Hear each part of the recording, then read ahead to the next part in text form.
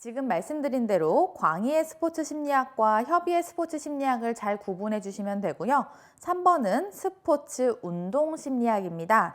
아까 1번 광희의 스포츠 심리학을 얘기할 때 스포츠 심리를 스포츠 운동 심리학이라고도 표현한다라고 말씀드렸는데요. 협의의 스포츠 심리학이 점점 스포츠 운동 심리학이란 용어로 자리 잡혔다라고 이해해 주시면 되겠습니다. 최근에 스포츠 상황뿐만 아니라 건강을 위한 운동 상황에서의 심리적인 측면에 관심을 가지면서 그 범위가 확대됐다고 보면 되는데요. 건강을 위한 운동에도 밑줄을 쳐주세요. 선수가 아닌 일반인들의 스포츠 활동에 대한 지속적인 참여와 참여로부터 얻어지는 신체적, 심리적 건강에 관심을 갖는 영역이다. 일반인에도 밑줄을 쳐주시고요.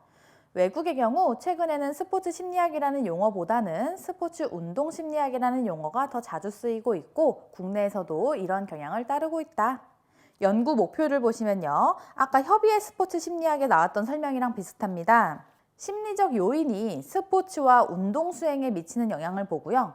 스포츠와 운동 참가가 개인의 심리에 미치는 영향을 봅니다. 이 부분을 조금 더 상세히 보시면요. 괄호하고 써 있는 독립변인이라는 건요.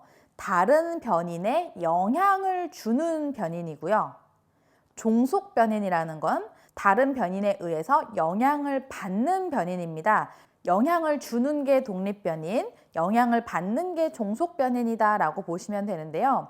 지금 심리적 요인을 A라고 하고 스포츠와 운동 수행을 B라고 했을 때 연구 목표 첫 번째는 A에서 B로 영향을 주는 부분을 보는 겁니다. 예시를 보시면 심리적 요인이 A라고 했죠. 여기서의 심리적 요인은 불안인 거고요. 축구 페널티킥 성공률은 스포츠와 운동 수행으로서 B가 되는 부분입니다. 불안은 A, 축구 페널티킥 성공률은 B라고 보시면 되고 A가 B에 미치는 영향을 보는 부분이고요. 자신감의 수준이 아동의 수영학습에 어떠한 영향을 미치는가? 자신감이라고 하는 부분이 심리적 요인으로서 A인 거고요. 아동의 수영학습이 B로서 스포츠와 운동 수행입니다. 그 밑에 줄에도 성공, 실패의 경험이 심리적 요인으로서 A가 되는 거고요. 골프 퍼팅 학습이 스포츠와 운동 수행으로서 B가 됩니다. 연구 목표 첫 번째는 A가 B에 미치는 영향을 보는 부분이다 라고 생각하시면 되고요. 두 번째, 스포츠와 운동 참가가 개인의 심리에 미치는 영향을 봅니다. 아까 스포츠와 운동 수행은 B라고 했고요. 개인의 심리는 심리적 요인을 얘기하는 거고 이게 A라고 했죠. 그렇기 때문에 연구 목표 두 번째는 B가 A에게 미치는 영향을 보는 거예요. 예시를 한번 보시면 태권도 수련 참가라는 거는 스포츠와 운동이죠. 그러다 보니까 B가 되는 거고요. 아동의 성격 발달이 심리적 요인으로서 A가 되겠죠. 태권도 수련 참가는 아동의 성격 발달에 어떠한 영향을 미치는가는 B에서 A로 미치는 영향을 보는 거다라고 생각하시면 됩니다. 자, 제가 예시를 하나 말씀드리면요. 응집력이 팀 성적에 어떠한 영향을 미치는가? 라고 하면은 연구 목표 첫 번째인지 두 번째인지 한번 생각해 보세요. 응집력이 팀 성적에 어떠한 영향을 미치는가? 그러면 첫 번째겠죠. 응집력이라고 하는 건 심리적 요인, 팀 성적이라고 하는 건 스포츠와 운동 수행으로서 B이기 때문에 A가 B에 미치는 영향을 보는 거다라고 알고 계시면 되는 거고요. 만약에 등산이 우울에 어떠한 영향을 미치는가? 등산이 우울에 어떠한 영향을 미치는가? 이렇게 하면 등산이라고 하는 건 스포츠와 운동 참가다 보니까 B가 되는 거고 우울이라고 하는 건 심리적 요인으로서 A가 되죠. B가 A에 미치는 영향으로서 연구 목표 두 번째에 해당한다. 이렇게 구분을 해주시면 되겠습니다.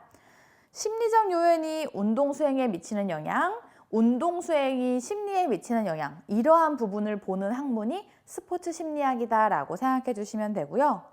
밑에 발전 방향 보시면 광희의 스포츠 심리학에서 협의의 스포츠 심리학으로, 협의의 스포츠 심리학에서 스포츠 운동 심리학으로 점점 발전했다라고 보시면 되겠습니다.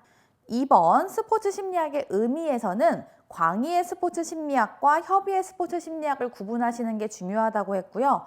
그 기준이 1980년대라는 거, 그리고 특히나 중요한 부분은 광의의 스포츠 심리학은 스포츠 심리뿐만 아니라 운동 제어, 운동 학습, 운동 발달이 포함됐다는 거 알고 계시면 되고요. 협의의 스포츠 심리학은 오직 스포츠 심리만을 포함한다라는 거 꼭 알고 계시면 되겠습니다. 그리고 운동 제어, 운동 학습, 운동 발달은 기능적 생태적 원리를 포괄하고 자연과학적 특성이 강했다.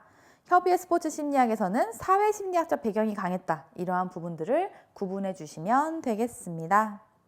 2번 스포츠 심리학의 역사입니다. 스포츠 심리학 혹은 스포츠 운동 심리학의 발전 과정이 먼저 나와 있고요. 역사 부분은 제가 간단하게만 넣어놨습니다. 시기는 고대 그리스, 태동기, 창립기, 정착기, 도약기, 번영기로 나눌 수 있고요. 구분하는 기준도 학자마다 조금 다를 수는 있습니다. 조금 챙겨보실 부분은 태동기의 노먼 트리플릿입니다. 노먼 트리플릿은 최초 연구가로서 사회적 촉진 현상을 연구했습니다.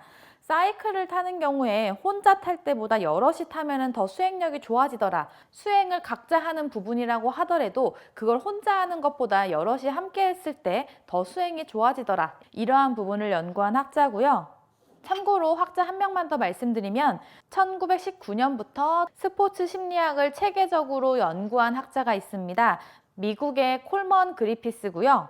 북미 스포츠 심리학의 아버지라고도 불리는 사람인데요. 1920년대 당시에도 프로팀의 심리 컨설턴트를 할 정도로 스포츠 심리학을 체계적으로 연구한 사람이 있다. 참고적으로 알고 계시면 되고요. 창립기와 정착기의 내용이 들어있지 않은 건 내용이 아예 없어서가 아니라 중요한 거 위주로만 수록해 드리다 보니까 내용을 넣지 않았다라고 보시면 되고요. 도약기에는 국제학회가 많이 창설이 되면서 연구가 활성화됩니다. 1960년대에 학술단체가 많이 설립되었다라고 알고 계시면 되고요. 1980년대 이후로는 운동심리학과 스포츠 심리학이 분리되면서 스포츠 심리학이 점점 부각되고 각광받았다라고 생각하시면 되겠습니다. 표 밑에 설명 보시면 운동과 정신건강의 주제들을 분석하는 연구가 근대 운동심리학의 시작이고요. 미국의 응용 스포츠 심리학회 스포츠 심리 컨설턴트 자격제도는 미국 올림픽위원회가 채택할 정도로 권위를 인정받았고 AASP의 스포츠 심리 컨설턴트 자격을 취득하기 위해서는 박사학위와 함께 일정 시간의 현장 수련이 요구된다. 참고로만 읽어보시면 되고요. 2번 스포츠 심리학의 역사입니다. 1990년대 이후 미국과 영국, 캐나다, 한국 등의 국가에서 스포츠 심리학 전문가에게 자격을 부여하는 제도를 도입합니다. 이 시기는 1991년이고요. 2004년에 한국 스포츠 심리학회에서 스포츠 심리 상담사 자격 제도가 도입됩니다. 학력이나 수련활동, 연수 등의 기준에 따라 1, 2, 3등급으로 자격 등급이 구분되고 2급과 1급의 경우 현장 수련과 슈퍼비전이 필수적으로 요구된다. 참고적으로 알고 계시면 되고요. 한국 심리학회가 설립된 건 1946년이었고요. 한국 스포츠 심리학회가 설립된 거는 1989년입니다. 참고적으로만 알고 계시면 되겠습니다. 3번 스포츠 심리학의 영역과 역할입니다. 이 부분은 뒤에서 더 상세히 보실 텐데요. 대략적인 흐름만 보고 가겠습니다. 1번 스포츠 심리학에 나오는 성격, 동기, 정서, 불안, 인지, 집단 응집력, 상담 기술 및 방법 등은 3단원에서 보실 거고요. 참고로 스포츠 심리학 전문가는 연구하고 교육하고 상담하는 역할을 수행합니다. 이 세 가지 역할 참고로 알고 계시고요. 연구를 하고 논의를 하고 하는 역할도 하고 교육을 하고 강의를 하는 역할도 하고 선수 심리 상담이나 일반인 심리 상담과 같은 상담의 역할을 한다. 연구, 교육, 상담 역할 꼭 알고 계시면 되고요. 2번 운동 제어, 3번 운동 학습, 4번 운동 발달은요. 2단원에서 보실 거예요. 거기서 더 자세히 보실 거고요. 5번 운동 심리학은 5단원에서 더 자세히 보겠습니다. 5번 운동심리학 설명 보시면요. 신체 활동에 영향을 주는 사회인지적 요인을 찾아내는 것과 운동에 따른 심리적 혜택을 분석하는 것이다. 지속적인 운동 참여와 그것을 통해 얻을 수 있는 개인의 정신건강에 관한 연구 분야다. 즉, 운동 행동의 변화와 실천을 통해서 어떠한 심리적 효과가 있는지 그러한 내용을 5단원에서 보도록 하겠습니다. 여기서는 이러이러한 내용이 포함되어 있구나 큰 흐름만 보시면 되겠습니다. 여기까지가 1단원입니다. 감사합니다.